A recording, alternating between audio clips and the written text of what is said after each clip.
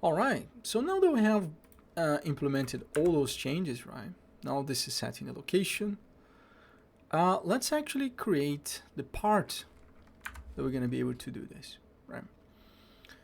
Now I'm gonna go back here to my base building part, right?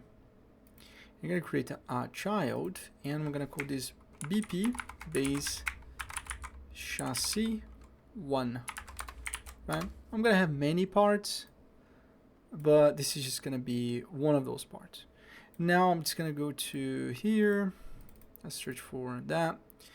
Now we do have like a part, a body, you know, like do we have like a rear? I just want a cube frame. Yeah, we can use this frame. And as you can see, we can kind of actually do something like that, right? We have a V8 engine, which is good. So we're gonna be able to use those blocks as frames. I'm just thinking that for now, I want to use this connector, which is gonna be the base to add more connections, you know.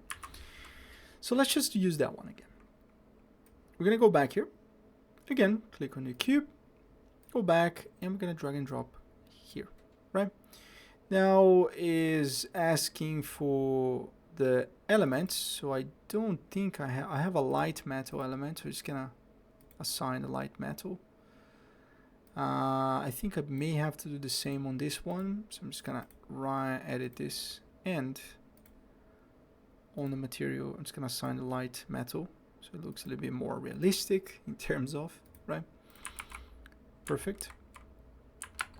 Now let's try to add the part. Right, so to add the part, super simple. We're gonna go back, we're gonna select the part. Let's just go back to our building mode here, and here we need to do this part, and right here. Now we're gonna have to do some clever way of changing the part, but we're gonna do it in a second, right? Compile and save. Let's just double check what's gonna happen. So now I spawn the right part, which is what I'm looking for. Now I do need to set up that part into the right place, right? Sometimes I may need to add an offset, but I think this is looking pretty good. You know, actually I can see that the part is connecting very well, actually. Now, as you can probably tell, that part has a connection, and so on, so forward, right? So now let's just go back to our base building connection, which is that, right? And we just need to add now the other parts. There is a trick that I like to do when I'm working with this, which is often it's a little bit annoying to try to mess around with all the parts, which is basically you open up your socket, right? You open up your socket. And then what I like to do is that I'm just gonna save everything. For example, we're adding the chassis part 1. So I'm just gonna go to the base socket, and I'm gonna add the chassis here as a child of the sphere mesh, because I know that that is the center, right? Now I can compile and save. I can go here and see that all those parts are more or less connecting. So I can just have the connection number 1 now, and I can see that they are connecting perfectly. So I can copy and save, and I can go back here, and I can really now kind of do all this nice stuff, you see?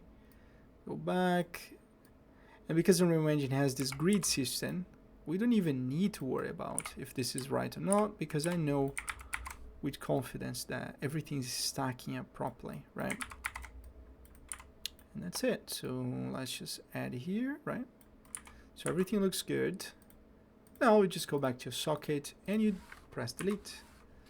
And now look at this. If I go back, I do have all this, socket here, but I can see that if I go and press 2, that is actually the number of places. You know, I can just do that. So I can keep doing this, that. Now, ideally, we're gonna be able to hide this. So what we can actually do, go back to the sockets, go back. We're gonna set the hidden in game to true. And we're gonna do the same for the sphere, right? So when you press play, you're not gonna be able to see that, but if I press number 1, I can try to more or less place the part on the right location, right? And as you can see, it's kind of Minecraft vibe. And after on, we can even play with some effects that we can actually do here. But as you can see, we can build a simple car, right? Which is pretty much what we're looking for. Now, the next thing we need to do is that we need a list of the parts. So for example, I press number 1, and then he enters on the building mode. We don't necessarily have a part selected. We just have like a list that we can click on it, or maybe we can press number 2, 3, something like that, where we just can actually create a list for us. Thank you very much for watching, and I'll see you in the next one.